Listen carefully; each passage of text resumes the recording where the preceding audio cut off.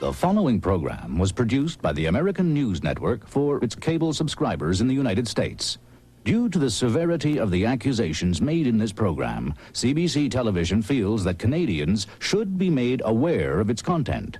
We will therefore broadcast the program in its entirety. In 1952, Rollo Martins, a junior clerk with U.S. Immigration, uncovered a foreign conspiracy aimed straight at the heart of America. We're up against an organization so ruthless, so powerful, it's a wonder we're still alive to talk about it. What have you found? I've discovered a mystery involving international spies who will stop at nothing. But America wouldn't listen. For 34 years, Rollo Martins pursued his investigation. Today, he has arrived at this astonishing conclusion. We're up against an organization so ruthless and so powerful, it's a wonder we're still alive to talk about it. Rollo Martins, the first American victim of the Canadian conspiracy.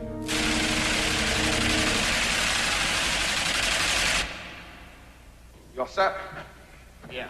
All right, here we go.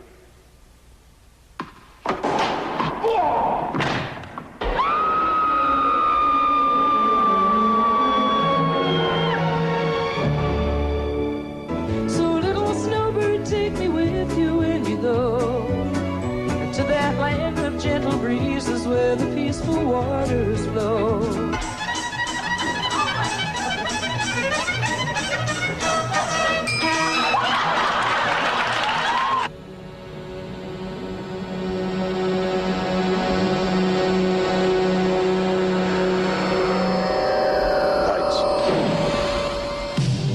Tonight, we will prove that these performers have been trained by the Canadian government to infiltrate and take over the American entertainment industry.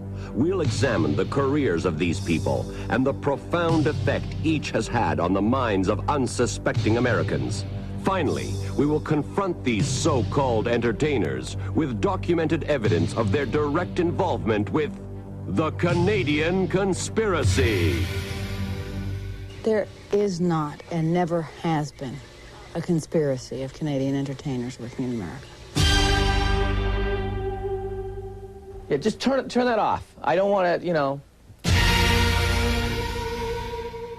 I know absolutely nothing about any conspiracy.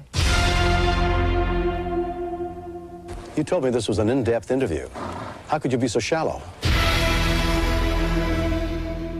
Well, put it on the air, and put this on the air. How's that? Can you use that, huh? Good evening, I'm Edwin Newman. The American News Network has asked me to introduce tonight's special edition. In my years, decades really, as a television journalist, I can honestly say I have never encountered a story quite like this one. After 2 years of exhaustive research, in-depth interviews, and round-the-clock analysis, the American News Network team has produced a report with such far-reaching implications that it could affect the future of every American. You'll hear language tonight you may not like. You will see images you may find upsetting. Viewer discretion is strongly advised.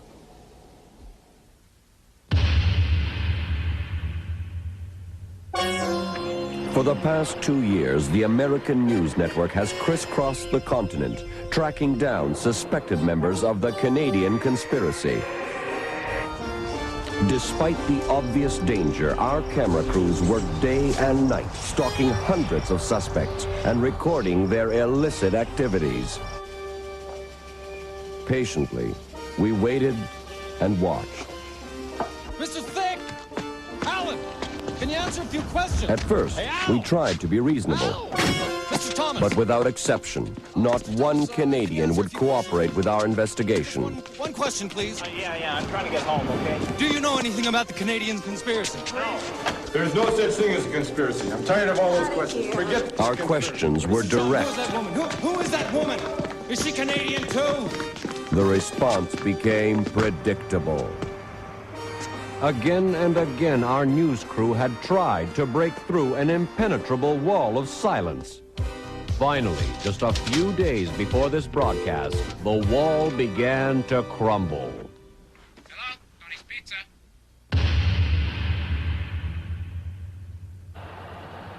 Hidden inside this motel is the man who made tonight's story possible. ANN cameras were rolling while this man exposed his government's plot to conquer America.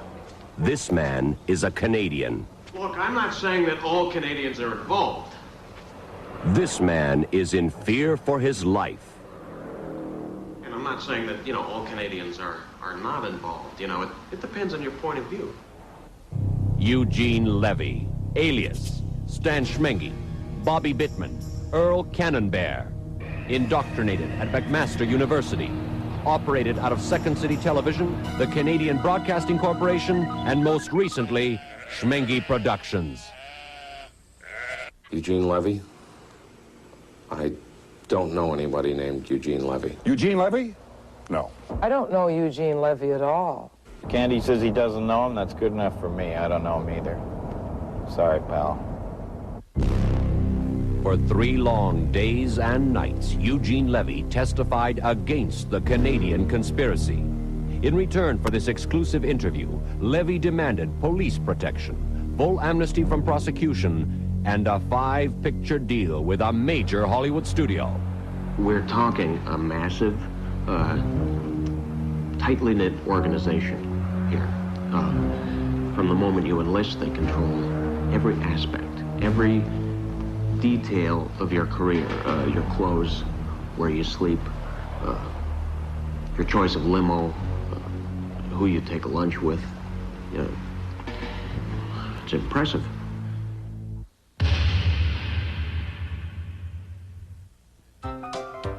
Since the turn of the century, Canadian show business hopefuls have been flocking south to America. At first, they worked alone or in small groups, unwittingly laying the foundation for what would become a secret entertainment empire. And these foreigners would have easily blended into our culture if it had not been for their fanatical sense of national identity. They were particularly sensitive to any insinuation that Canada had less than ideal climatic conditions. A case in point, Mack Sennett, creator of the Keystone Cops, once known as the King of Comedy. The year 1928, Sennett, always on the lookout for new talent, discovers Skippy Lennox, a young vaudeville comedian, and signs him immediately. The first day on the set, Mack Sennett and Skippy Lennox engage in a heated debate over Canada's weather. Sennett boasts that unlike California, his homeland has 4 distinct seasons. Lennox argues that Canada has only 2 distinct seasons, winter and July. That same afternoon, Skippy Lennox is asked to perform a new scene in the film Here Comes the Plumber.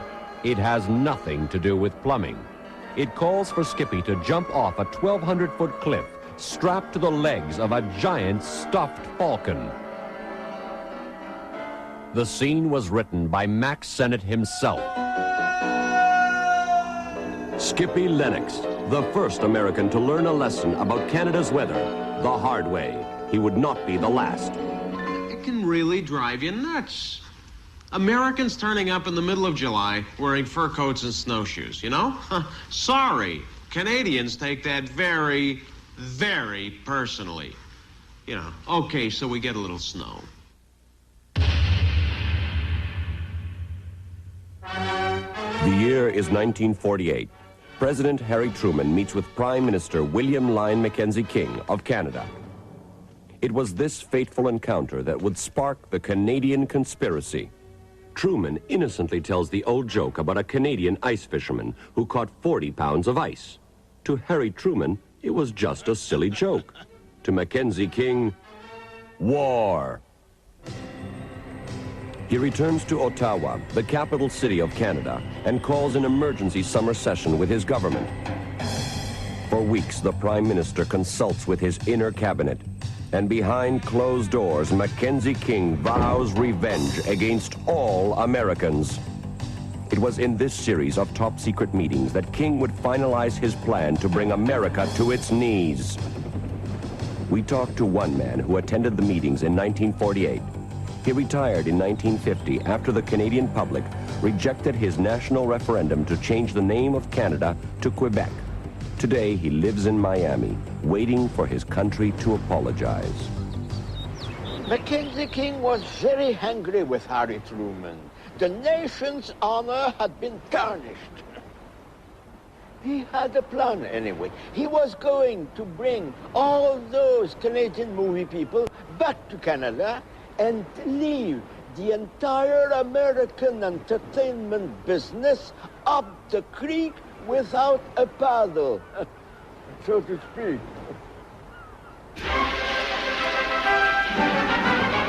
The major story of the week, Mary Pickford returns to Canada. America's sweetheart is back home for a short visit with Prime Minister Mackenzie King. Their hectic schedule included a gala party at the Royal York Hotel in downtown Toronto. We promised her everything, money, power, even her own studios. We dig a big hole in the ground to put the building in. We even painted a big sign with her name on it. And they were not cheap, those signs to paint. Oh, oh, oh. But she wanted to work with her Canadian friends. And all her Canadian friends were in Hollywood. It seems that not one of the Canadians involved in American show business in 1948 was willing to cooperate with their government and return home. Our researchers unearthed this typical response. From Jack Warner, president of Warner Brothers, to King Mackenzie, Canada. Dear King, stop. If you think I'm coming back to Canada, you can go yourself. Stop. P.S. My brothers feel the same way. Mackenzie King's plan to deprive America of Hollywood's biggest names had ended a dismal failure. Broken in mind and spirit, the Prime Minister offers to resign. The offer is quickly accepted. His successor, Louis St. Laurent, claims that he has found a way to settle the score with America. The new Prime Minister sends word to the Canadian security forces, who act immediately to carry out his orders. Choose the best, make them better, and ship them south. The target, a whole new sector of the American entertainment industry. Television is sweeping across the nation, and this marvel of American science is affordable and fun for the entire family. In the comfort of your own home, you can see and hear a whole new world. In America, the future is today. Louis Saint Laurent knew somehow that TV was the next big thing. So he decided to change King's plan. Instead of bringing those big movie stars back from Hollywood, he figured, why not send some new people down there? People he could trust to break into the TV business and take it over from the inside.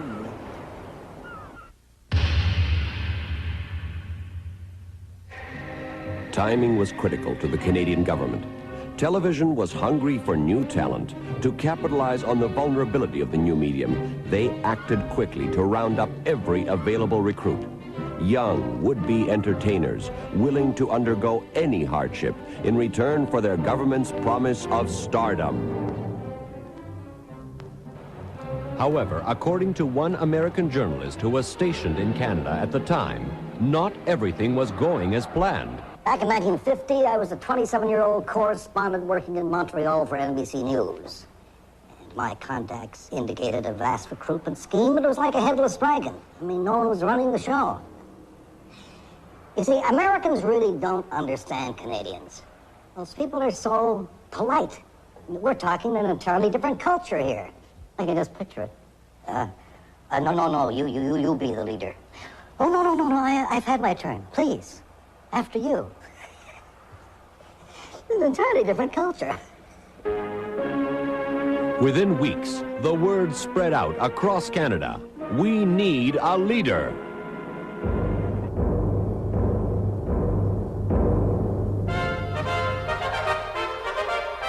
The call rings out across the land. Find us the man, if there is such a man, who can lead his countrymen to fame and fortune.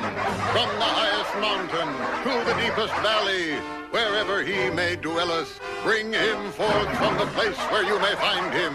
Let him present himself in Ottawa, for his time has come.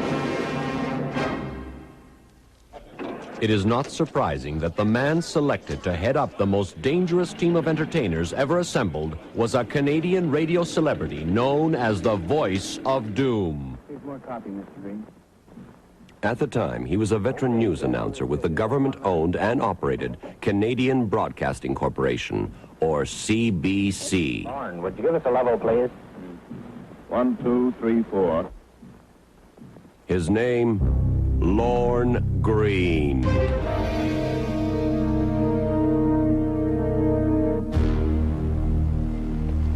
Just the mere mention of his name sends chills down my spine.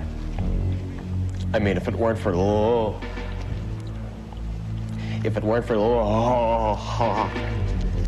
can't say it. I wouldn't be in the situation I'm in today if it weren't. Could you please do me a favor? Don't say it again, you know, without warning me. Shines. Don't go another day without it.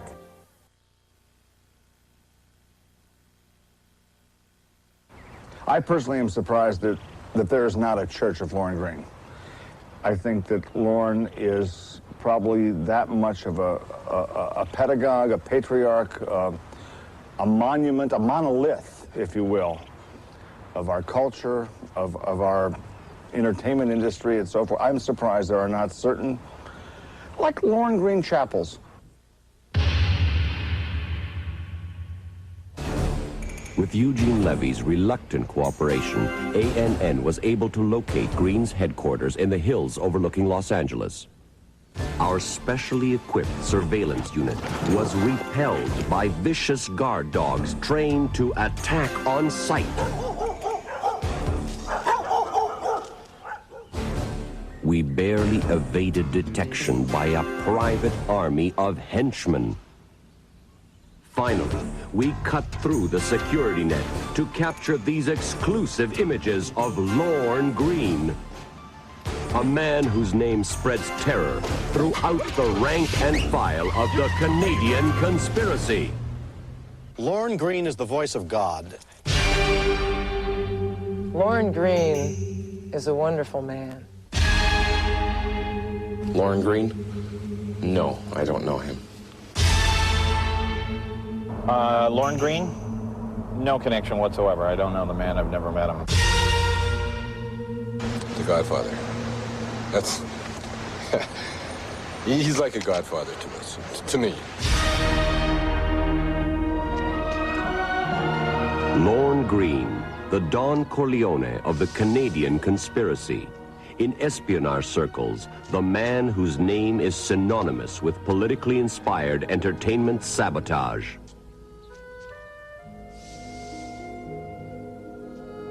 After repeated refusals, Greene finally agreed to talk to ANN in exchange for the following promotional consideration.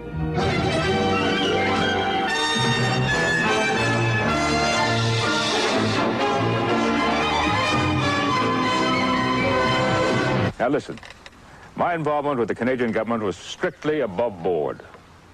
They approached me because so many of our younger people were leaving the country to work in the United States.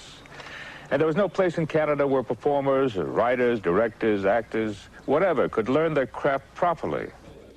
October 1950, the Canadian government approves the design of a top-secret training center for the performing arts.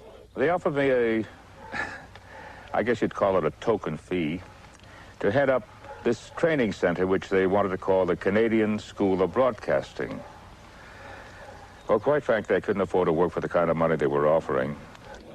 4 months later, it was finished, a multi-million-dollar complex ready to house the entire operation. And then, I don't know how it came about, but then they offered to call the school the Lorne Greene School of Broadcasting. And there was something interesting about that, so I figured, what the hell?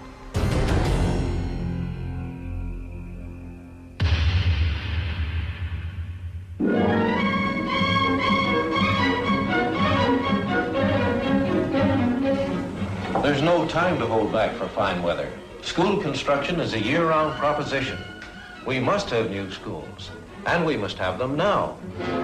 Good news for all Canadians. This year, Canada's construction industry can look forward to a prolonged working season. Scientists at the National Research Centre have discovered that the secret to winter construction lies in raising the ground temperature of the permafrost. Accordingly, these workers maintain small fires wherever they plan to dig. These Canadian winters are just too long. We can't afford to hibernate. Ironically, the fire which destroyed the Lorne Greene School of Broadcasting in 1952 started at a nearby winter construction site. Today, the Lorne Greene School of Broadcasting is preserved as a national monument in honor of its founder. What was it like for the young Canadians selected to train here? Shelley Bloom, a former LGSOB student, agreed to relive the experience. I can remember like it was yesterday. This was the school auditorium where Mr. Greene conducted morning assembly.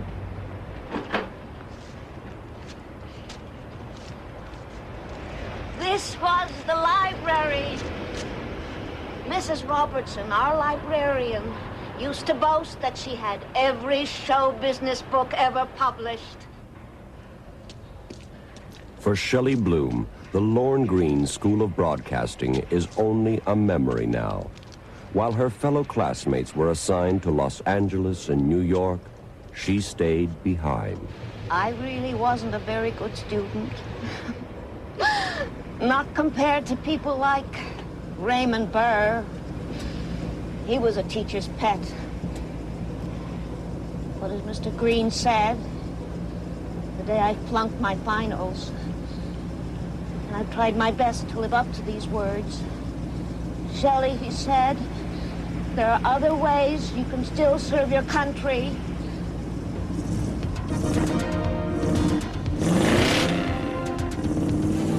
In the end, the Lorne Greene School of Broadcasting exceeded even the highest expectations of the bureaucrats who created it.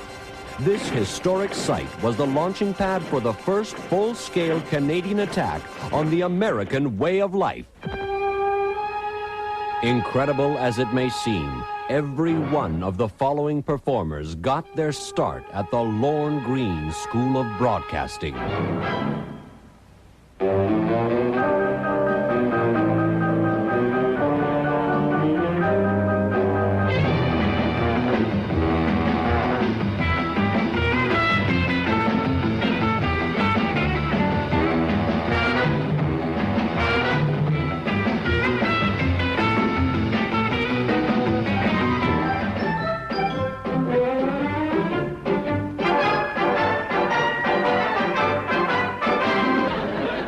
A name is Ed for a horse.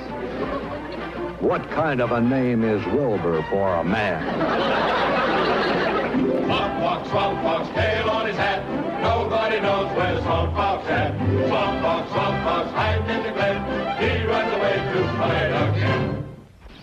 Fortunately, one of these actors was willing to talk to ANN. Yes, I was in the 1951, the second graduating class of Lorne Greene School of Broadcasting, and it was a marvelous place to learn the business. But no, and it was just absolutely nothing more than that. Yes, Lester Nielsen was a student at the School of Broadcasting. He was a very good student. He was a bright student. God, we had a lot of fun. You know, there's not a day goes by that I don't think about the remarkable talents. The people that I went to school with there, their names are remembered by everybody. Anyway, for example, there was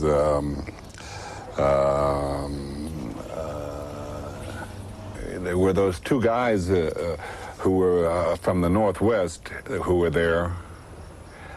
And were the two guys from the West. And when you mention names like Leslie Nielsen, Yvonne DiCarlo, Alan Young, Raymond Burr, you are talking about the Mount Rushmore of Canadian entertainment. My mind, you know, there's so many to remember. And of course, there were some that came after my class. I mean, here's a group of people who were brave enough to take on American primetime television and win. There's so many. Just so many. And very talented.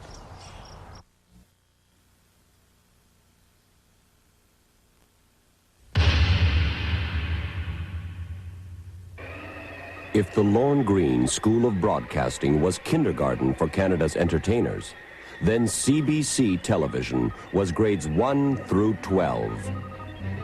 In 1952, the Canadian government created CBC TV to pick up where the Lorne Greene School of Broadcasting left off.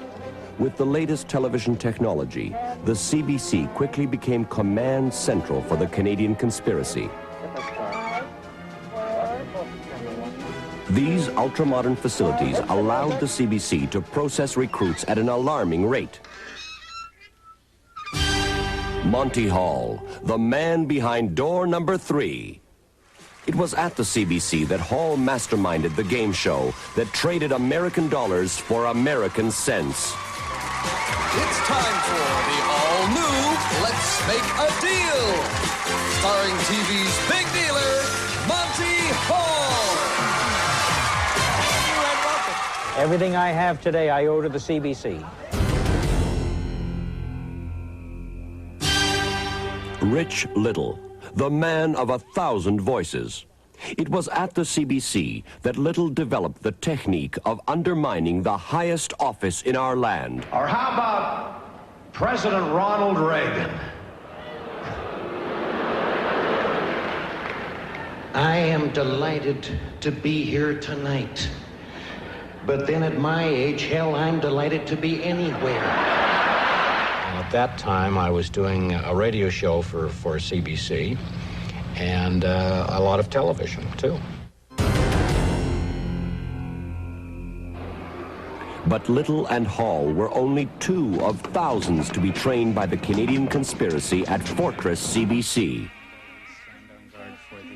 Isolated inside soundproof studios, advanced methods of indoctrination were ruthlessly applied. Brainwashing sessions lasted long into the night. So intense were these so-called rehearsals that today CBC alumni can only remember the network with a gratitude that borders on reverence. The government institution that made my whole career in California possible was unquestionably Mother CBC. You know, everyone has different pet names for the CBC. I just used to call it Papa. Well, the CBC was a great help to me. It's the best training ground in the world. Well, the CBC is, I think where a lot of Canadians start. It's like a paid education. You get to receive money for writing shows that you don't really know what you're doing yet. And you can try it out. And then when you got it down, go to the States.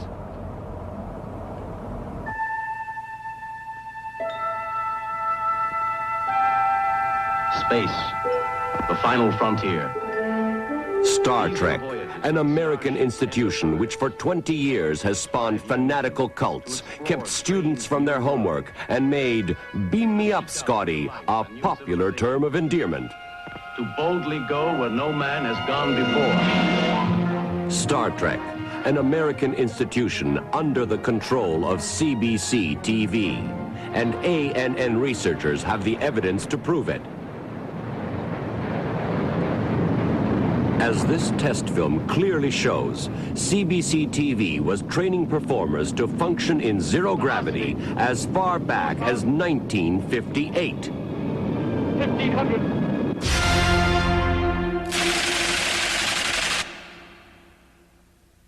Friends, Romans, countrymen, lend me your ears. I come to bury Caesar, not to praise him. The evil that men do lives after them. The good is often turred with their bones. So let it be with Caesar. 2 men with one common goal: to boldly go where no Canadian had gone before. My sister's youngest admiral, crazy to get to space. Every young man's fancy. I seem to remember it myself. Crazy to get to space, or crazy to take over America? But you promised. You said this wasn't going on the air. You said this was fun. This isn't fun.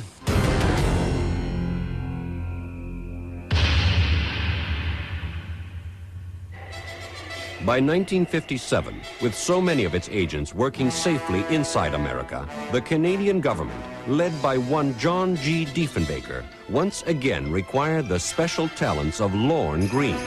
They tracked him down in Stratford, Canada, where he had been hiding out in a local theater festival, disguised as a Shakespearean actor.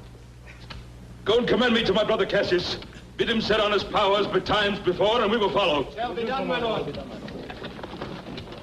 Later that same evening, Lorne Greene would accept the most dangerous assignment of his career.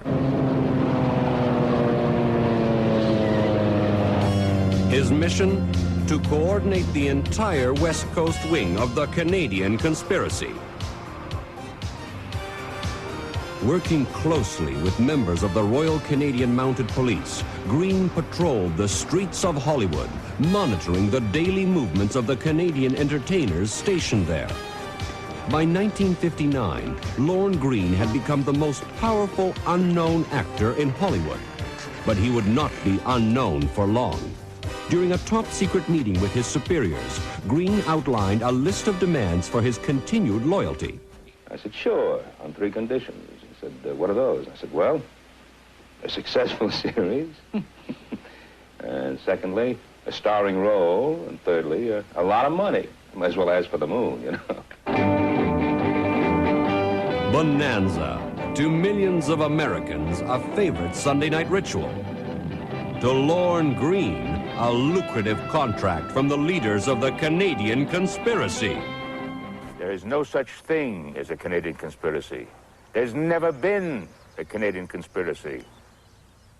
Only people. People, people, people.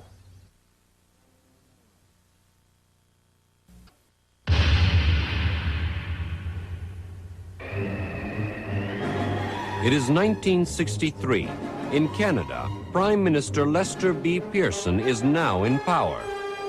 Pearson authorizes a large segment of his government's budget to developing young comedians for the Canadian conspiracy.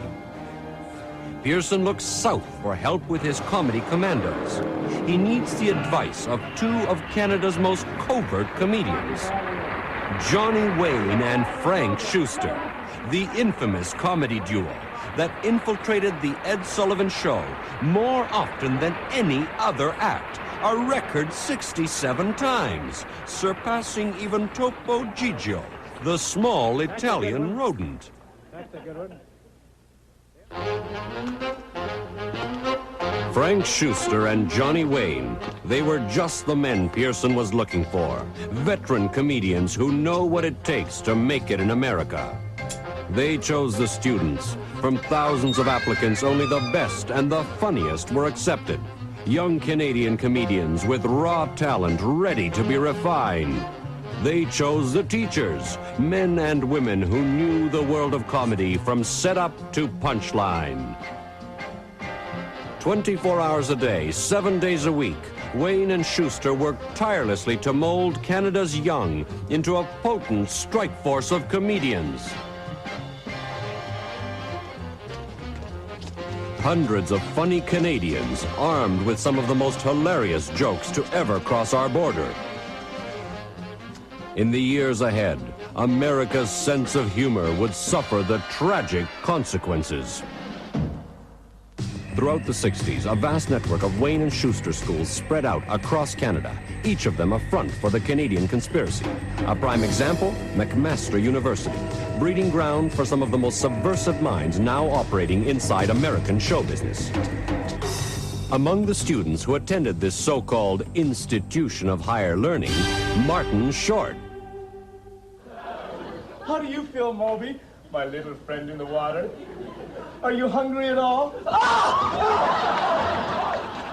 McMaster University. I don't know how to answer this. Let's move on. Ivan Reitman.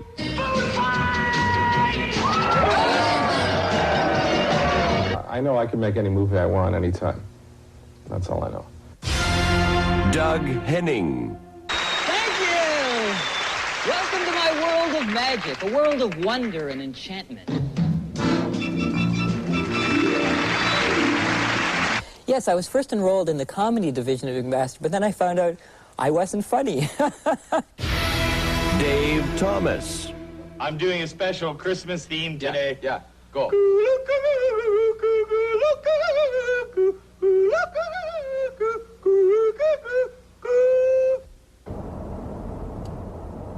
A lot of people went to McMaster. Big deal. And finally, Eugene Levy. You learn to deal with hecklers, and I've learned that, hey, you just can't let it bother you. I'm a... Where is he? Oh, kill the son of a... Oh, Bobby, you're a dead man! Get him up! The pressure was incredible. You're competing with a lot of very talented people. Every week you got to come up with new material. If they didn't like it, you'd be gone the next day. Who is this guy, Eugene Levy? Who are you talking about? I don't know him. Dave said he doesn't know me. Well, you know, you have to understand my friends. You know, you have to understand where they're coming from, where their sense of humor comes from. You know, because that's what it is. It's their sense of humor. They're just trying to make you laugh. They're trying to get a laugh out of you. That's all. You know. I mean, why David say he doesn't know me, I don't know. You know, I know him. I've known him for years. I went to school with him. I worked with him. You know, I know his family. He knows my family. I don't know why he'd say that. I mean, the fact that people went there, they just sort of tumbled into it. It was a complete accident. You know, Henning, Reitman, Short, Levy. Oh, you guys are good. You're real good. I heard that Levy was there, but I never met him. Today, show business academies such as McMaster University continue to indoctrinate young Canadian minds without fear of reprisal. Study these faces closely, because in the not-too-distant future, every one of them will play a featured role inside the American entertainment industry.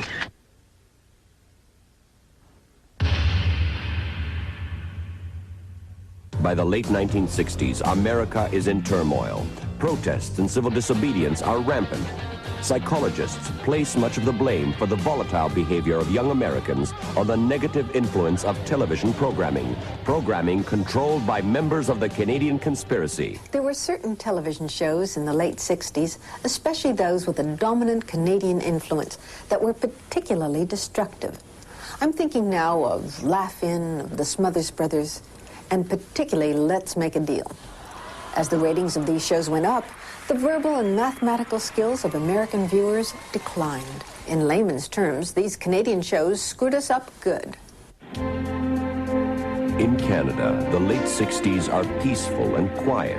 It is a time of confidence and pride. The natives go about their daily routine, hunting and gathering food, leaving political concerns to their leaders in Ottawa.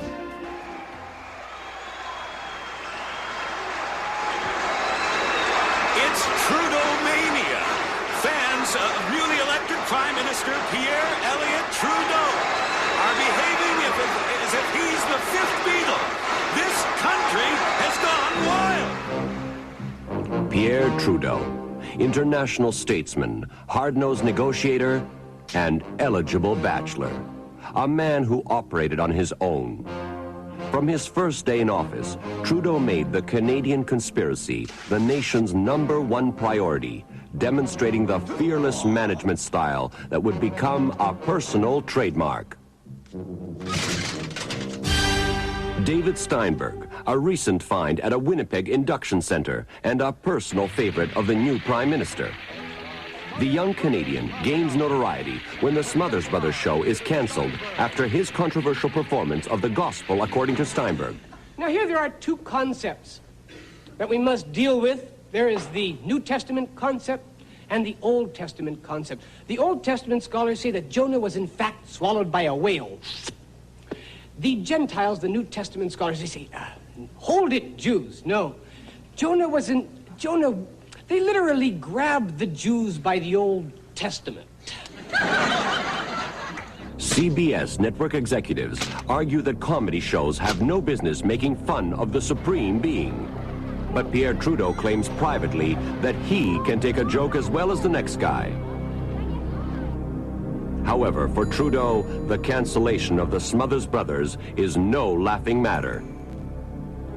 Mr. Prime Minister, how do you plan to get back at CBS? Just watch me. 3 weeks later, CBS replaces the Smothers Brothers with yet another Canadian-controlled production. Hee-Haw! For the last 15 years, designed and executed by known members of the Canadian conspiracy. Its sole purpose? Avenging the injustice done to David Steinberg. I see a long, straight line athwart a continent. No chain of forts, or deep-flowing river, or mountain range, but a line drawn by men upon a map nearly a century ago, accepted with a handshake, and kept ever since. The 49th parallel, the only undefended frontier in the world. In the years following Trudeau's rise to power, U.S. immigration statistics indicate that there was a further surge of Canadians moving to the United States.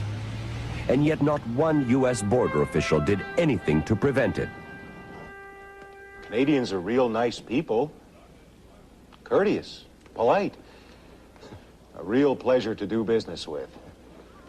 I figure I've issued, well, this is just a ballpark figure, mind you, somewhere in the range of 50,000 green cards to Canadians. If you're a foreigner and you want to work legally in the U.S., you'll need one of these. It's called a green card. Well, the first time I came down, I was frightened about crossing the border because I had to slip through. Of course, I had no green card. A green card is your passport to prosperity. It's not easy to get a green card. You have to have an incredible talent or some incredible genius. My great genius was marrying an American woman. And if you're a Canadian performer and you want to be successful in the U.S., you'll need the help of this man. Well, Lorne Greene was my mentor. Lorne Greene is a big idol. Love him. Great voice. Nice guy. Great hair. Green card. Lorne Greene. Coincidence? There's no connection between the name Lorne Greene and green card. Absolutely none. There must be a connection between Lorne Greene and the green card. Because all the people I know who have green cards know Lorne Greene.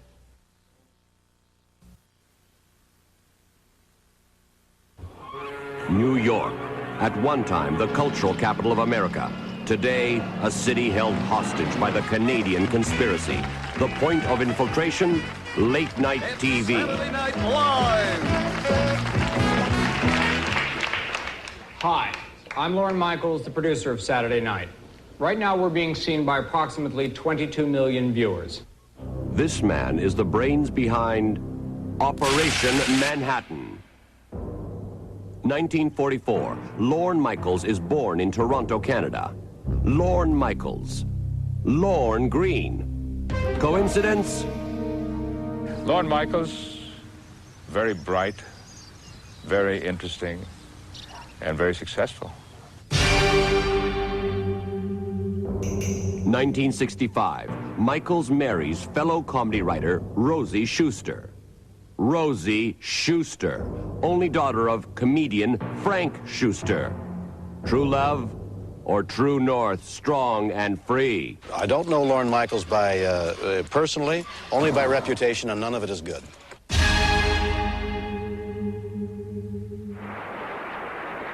now it's time once again to talk to our old friend, the Canadian Beaver. 1971. After years of playing straight man to a beaver, Michaels is ordered south. I never noticed any conspiracy stuff when Lorne and I were working together. I wasn't with him all the time, so, I mean...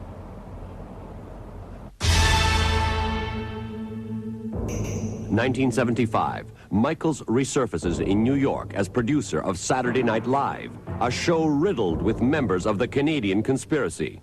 There's no other pair of Czech brothers who cruise and swing so successfully in tight slacks. We are two wild and crazy guys. Dan is a good Canadian boy. He usually arrives at the house with a 6-pack of Molsons and 3 Mounties. 1982, Michaels promotes a former SNL lieutenant to the rank of major and awards him a new assignment. Let's do a show! I'm going to be known, from now on, I want to be known as Paul Safer. Paul Safer. Paul Safer I know real well. Now, there's a great Canadian. I mean, there's a guy who's going to really extend to a buddy. And I know anytime I'm in New York, he can get me tickets in the audience of the David Letterman show. 1985, Michaels watches proudly as a fellow conspirator forces well-known Americans to look and act like idiots. I'm as doomed can be, you know.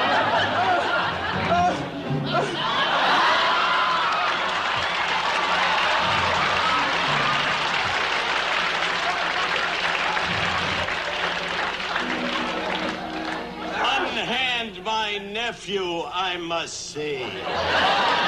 Because what you're doing is far from decent, you know. Lorne Michaels, I know Lorne Michaels. Very, very, very clever man. Today, the leader of Operation Manhattan operates out of this building in the center of the city he calls his own. Despite the overwhelming evidence against him, Lorne Michaels refuses to acknowledge his un-American activities. I don't think anybody could get a job working with me by mentioning the fact that they're secretly Canadian. I think that talent is sort of the chief criteria in people that I work with. It's got to be talent, you know. Just because, you know, 90% of the people he hired, you know, are Canadian, you know, I'm sure has nothing to do with it, you know. Definitely talent.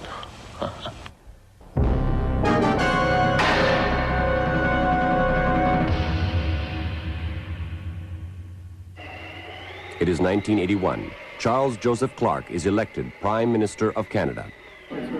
6 months later, he is replaced. The progress of the Canadian conspiracy is unaffected. Los Angeles, the capital of the so-called American entertainment industry. But the records inside these Hollywood studios tell a far different story. Seriously, Frank, I mean, does she go, or does she just sort of lie there quiet and not do anything at all? Or just sort of Keep your filthy mouth to yourself. Or does she go, Fact, 4 of the 5 top comedy films in history have been controlled by members of the Canadian conspiracy. I feel Canadian. My sense of humor is Canadian. Fact, each of these films is aimed at the youth of America.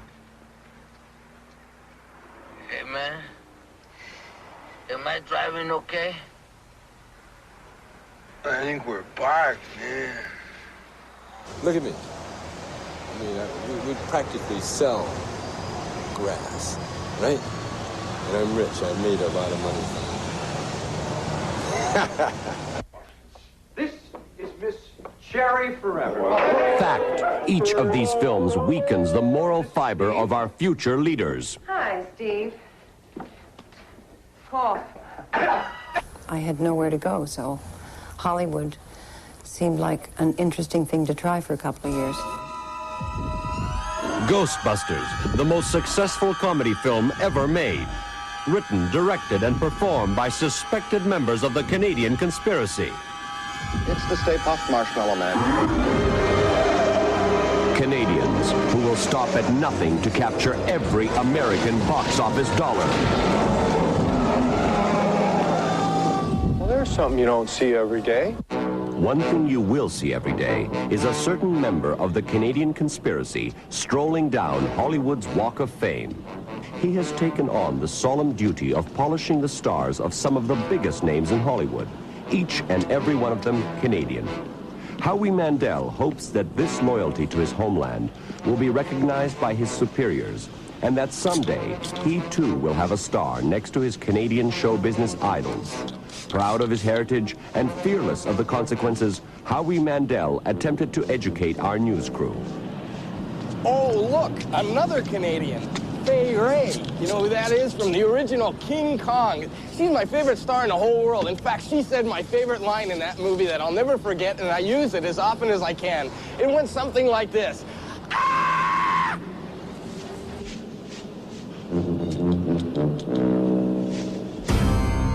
Hollywood, where every star on the Walk of Fame is another victory for the Canadian conspiracy.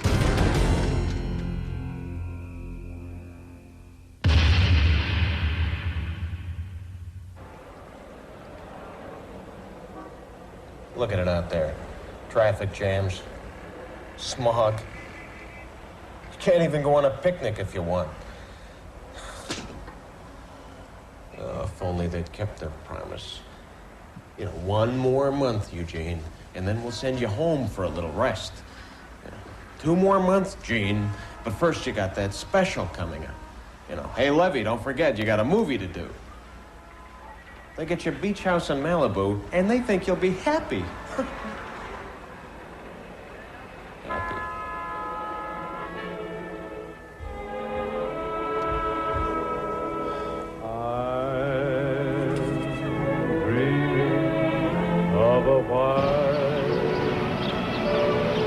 While it is the Canadian conspirators' fanatical sense of nationalism that drives them onward to increasingly subversive behavior, that same love of country can provoke severe depression.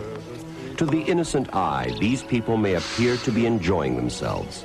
But beneath the surface, each of these immigrants is sad, alone, and lost. Statistically, the #1 mental disorder among these people is homesickness.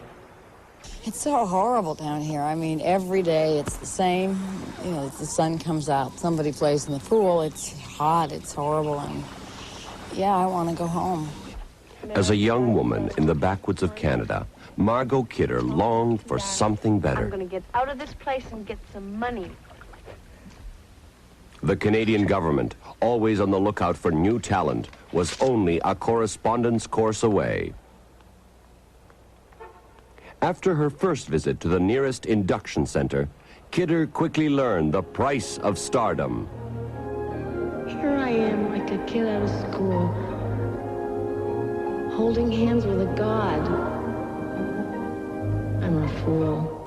I think you lose an IQ point a year, perhaps, for all the time you spent down here. That's hard. But I guess the price has to be paid. You suffer down here. You suffer.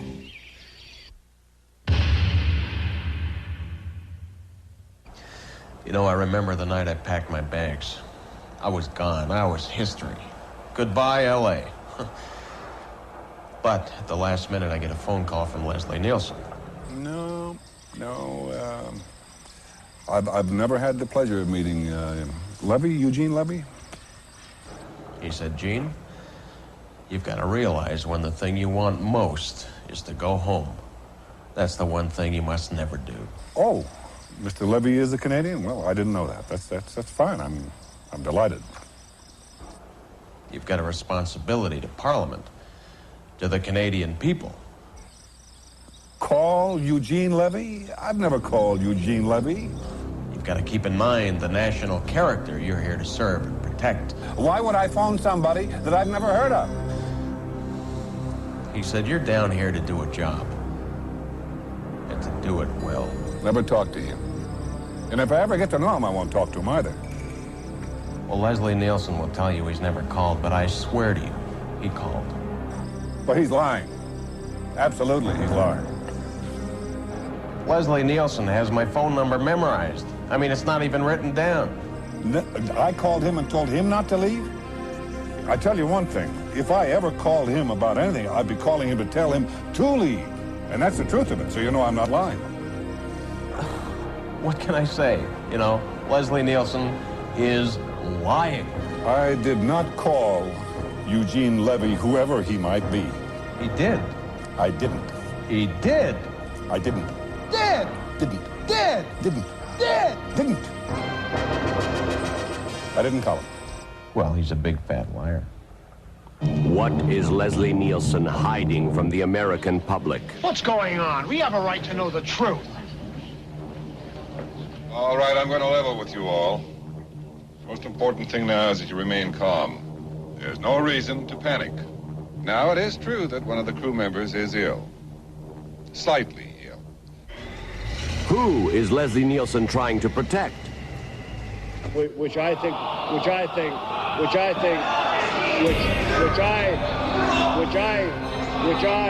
I won't. Oh, I don't think so.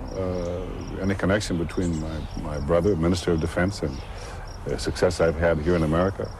I don't think there's any connection at all.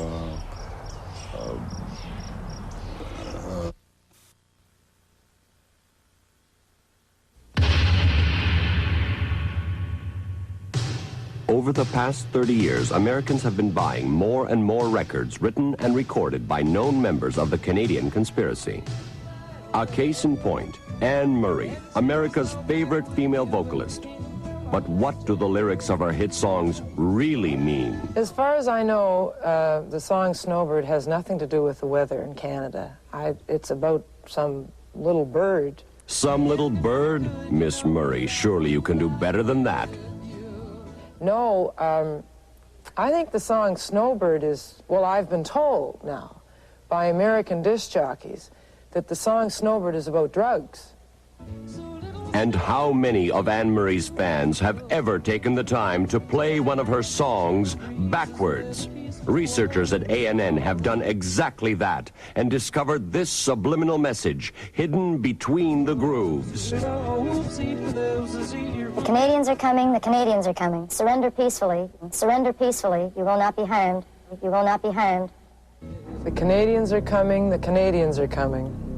Surrender peacefully, you will not be harmed. You hear that when you play Snowbird backwards.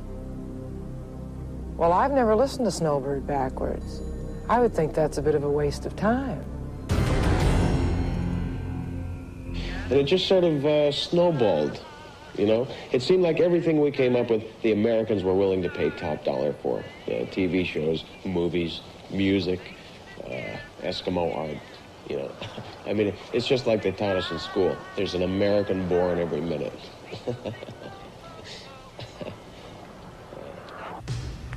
Trivial Pursuit. Just one example of the ever-expanding arsenal of the Canadian conspiracy, designed to wreak havoc on the leisure time of all Americans.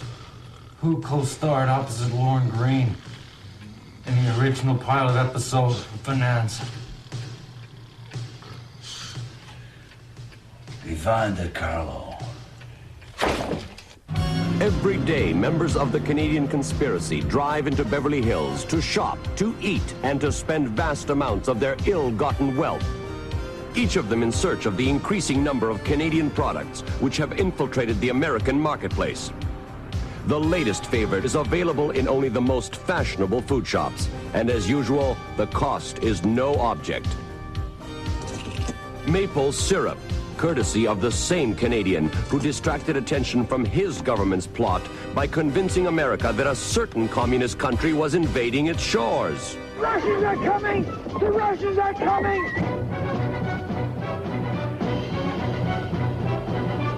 Very clever, Nazamoy. Very, very clever to see that my friend and I are foreigners here, but of course not the Russians, naturally. No, we are, of course, Norwegians.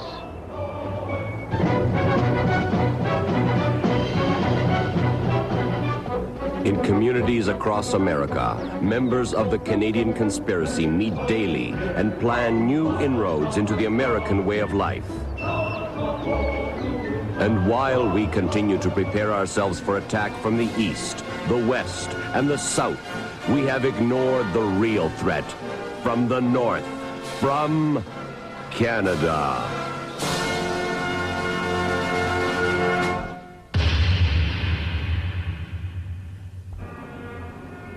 Meanwhile, in our nation's capital, the security forces responsible for defending us against any foreign threat have done nothing to stop the Canadian conspiracy.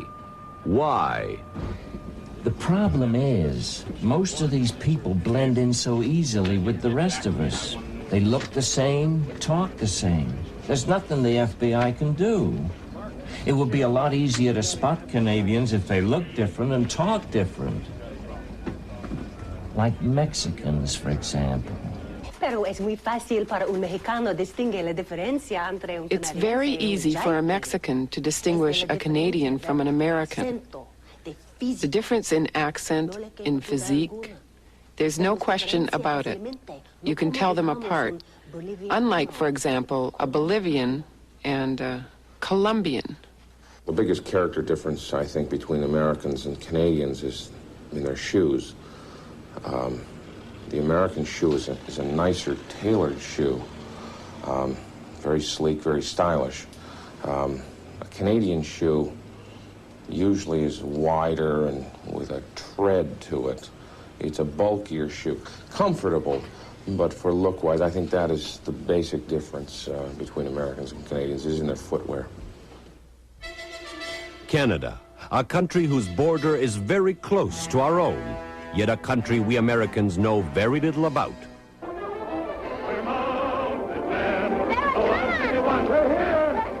Who are these people we call Canadians? What kind of work do they do? Where do they come from? And where are they going? How do they survive in winter? Do they have a summer? And what about romance? And what about the culture of Canada? How different is it from our own? For a better understanding of the country and its people, the American News Network went north to Canada. Month after month, we recorded the varied texture of the Canadian lifestyle from the warmth of our camera van. During the brief summer thaw, we ventured outdoors to ask the people of Canada, point blank, why so many of their entertainers are working in America. No doubt about it, it's money. Well, one thing is for money. Because of l'argent, money. To get bigger money, more, what do you call it? The big bucks, you know. Well, I would say certainly in Hollywood, too. Well, I don't get involved in politics. It's the main thing. Frightening, isn't it? A nation of people willing to swallow whatever pablum their government decides to feed them. The government of Canada. A group of ruthless politicians who spend their days bickering over the spoils of the Canadian conspiracy. Politicians who will try anything to camouflage their direct responsibility for undermining the American way of life. Canada knows what's going on in the United States politically, but Americans don't know what's going on in Canada, you know. Maybe they're just as well. Well, we've had a good time here, kind of at the expense, really, of our friends. I like to call them our friends to the north, because I always feel welcome when I'm there, and they're certainly welcome in my town. But the truth of the matter is the Canadian influence has really infused my life to a great degree. There's really nothing more fun for me than to wake up in the morning and have some Canadian bacon for breakfast, and then maybe when I get a little parched, you know, a glass of Canadian Club, let's be honest, and then maybe go out to a hockey game, and then to really cap off an evening. And I don't know how long you've been here in LA, but we have got some Canadian restaurants here that will knock your socks off. When's the last time you had like a really good cup of hot water and some oatmeal?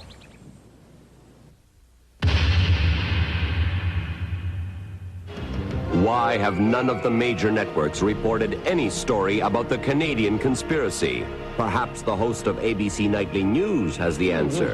Farley Furniture in Orleans has tremendous savings for you. This 8-piece living room suite can be yours for only $338. Regular retail value is $591.85, so you save $253.85.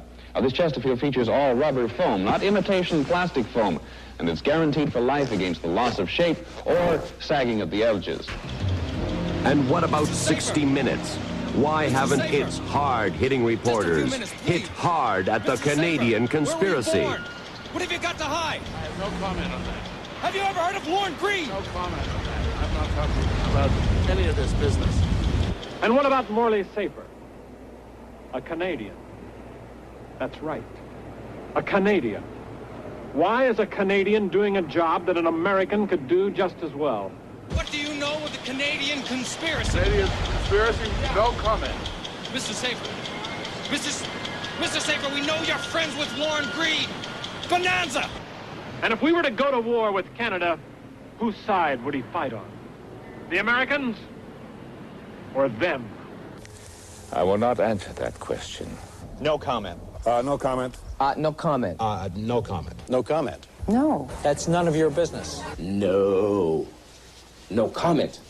What was the question? If America went to war with Canada, I would have to go with Canada.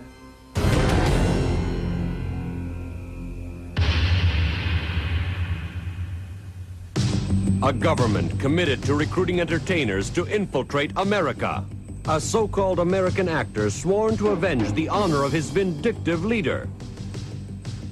A fleet of educational institutions designed to mold the youth of a nation into a potent strike force of entertainers.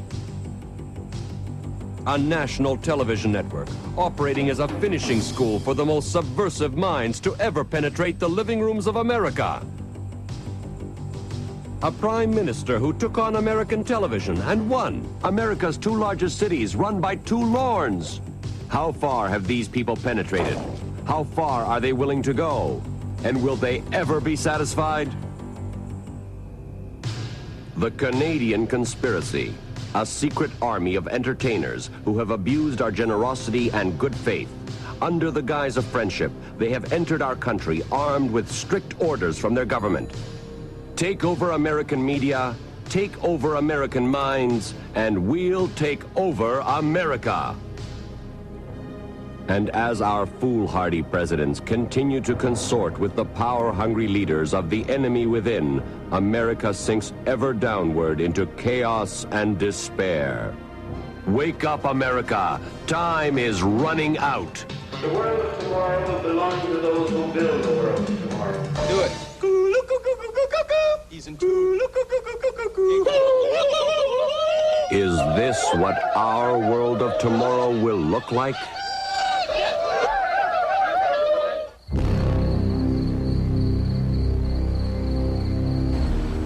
Politicians. Yeah, politicians. They told us they had a game plan. Yeah, sure they had a game plan. They had lots of plans. I mean, every time we had a new prime minister, it was, let's take over the movie industry. No, no, no, let's take over the music industry. No, no, no, board games, yeah. Pay TV, no, music, no, movies. Well, I'm finished, I'm done. I washed my hands of the whole thing. That's it. I just wish I knew then what I know now. That's all. Things just got out of hand. I mean, if there was only some way I could fix the damage that I've done.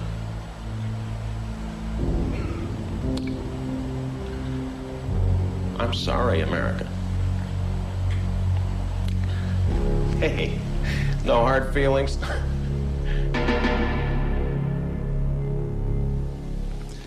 If you're like me, what you've just seen has shocked and upset you.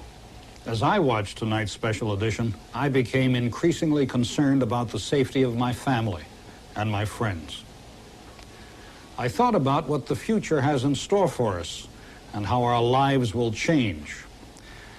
As you go about your daily routine in the weeks to come, think back to this program. Think about how Canadians may be affecting your life and the life of this once great nation. Canadian experience? Conspiracy. No, the Canadian conspiracy, no, I haven't heard anything about it. No, I don't know enough about Canadian politics to say anything. I think it's possible for them to have a sizable share because we're so close together, but I don't think it's possible for them to totally take over. I just don't give a great deal of credence to conspiracies. From somebody who's speaking to me on the street about them, actually. I don't think Canada will ever take over the United States. I don't think that's anything we have to worry about. Can't be done. No Canadian comedian.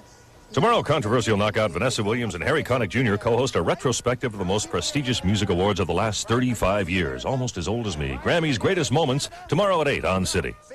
They didn't even show up. Listen, guys, you've bugged me enough. You're a big imposition. You hang lights in the car, you stick a cameraman up here, you got a sound man in the front seat, and you're imposing on my life. Forget it. It's over. It's over. End.